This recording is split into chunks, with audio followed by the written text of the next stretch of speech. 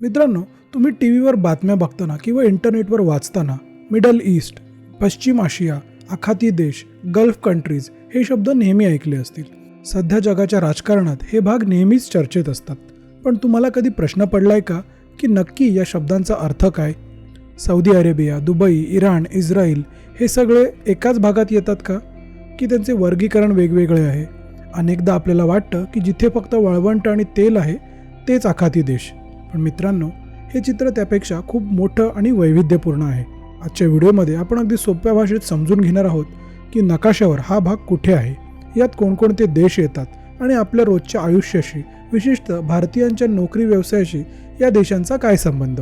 हा व्हिडिओ शेवटपर्यंत नक्की पहा, कारण तुमचे सर्व गोंधळ आज दूर होणार आहेत.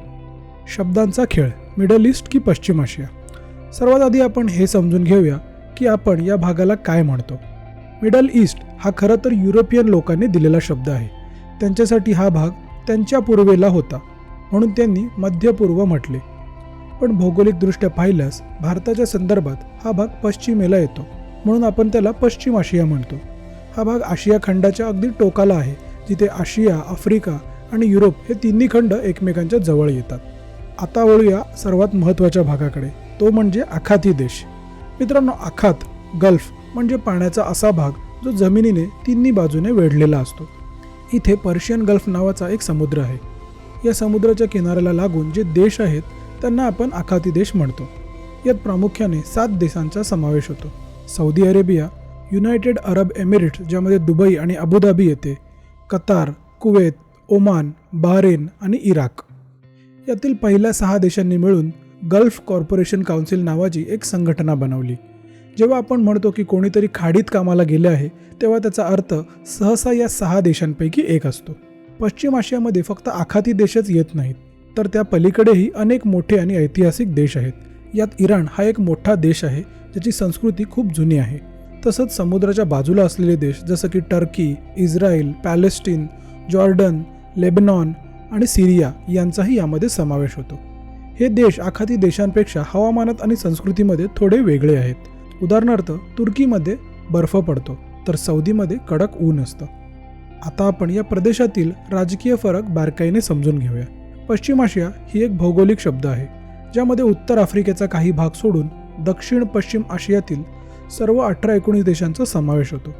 यामध्ये फक्त वाळवंटी प्रदेश नाही, तर अनातोलियाचे पठार, कॉकासस पर्वत आणि मेसोपोटेमियाच्या सुपीक जमिनींचाही समावेश होतो. तर दुसरीकडे आखाती देश हा शब्द प्रामुख्याने आर्थिक किंवा राजकीय स्थैर्यावर आधारित आहे. आखाती देशांची ओळख त्यांच्या पर्शियन गल्फशी संबंध असल्यामुळे आहे. या देशांची अर्थव्यवस्था प्रामुख्याने पेट्रोलियम निर्यातीवर अवलंबून आहे. इराण हा भौगोलिकदृष्ट्या आखाती देश असूनही राजकीय आणि सांस्कृतिकदृष्ट्या तो इतर अरबी देशांपासून वेगळा मानला जातो, कारण तो एक पर्शियन भाषिक देश आहे. तसंच जॉर्डन किंवा लेबनॉनसारखे देश पश्चिम आशियात असूनही त्यांना आखाती देश म्हटले जात नाही, कारण त्यांच्याकडे तेलाचे साठे नाहीत आणि त्यांना पर्शियन गल्फचा समुद्रकिनारा लाभलेला नाही. हा छोटासा फरक समजून घेणे खूप महत्त्वाचे आहे. आता बघूया हा भाग जगासाठी इतका महत्त्वाचा का आहे. याचं पहिलं कारण म्हणजे कच्चं तेल, ज्याला क्रूड ऑइल म्हणतात, आणि त्याचसोबत नैसर्गिक वायू. जगाला लागणाऱ्या इंधनाचा मोठा वाटा इथून येतो. आणि दुसरं कारण म्हणजे धार्मिक महत्त्व.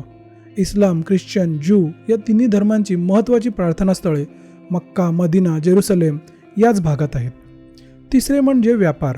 समुद्रमार्गे होणारा जगाचा व्यापार याच भागातील सुएझ कालवा येथून होतो. त्यामुळे इथे काहीही झालं तरी त्याचे परिणाम संपूर्ण जगाच्या अर्थव्यवस्थेवर होतात.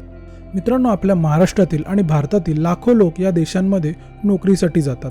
तिथून येणारा पैसा भारताच्या अर्थव्यवस्थेसाठी मोठी मदत करतो. तसंच आपण वापरतो ते पेट्रोल आणि डिझेल यामधला सुद्धा 70 ते 80% भाग याच देशांमधून येतो. त्यामुळे या देशांशी आपले संबंध चांगले असणे खूप गरजेचे आहे.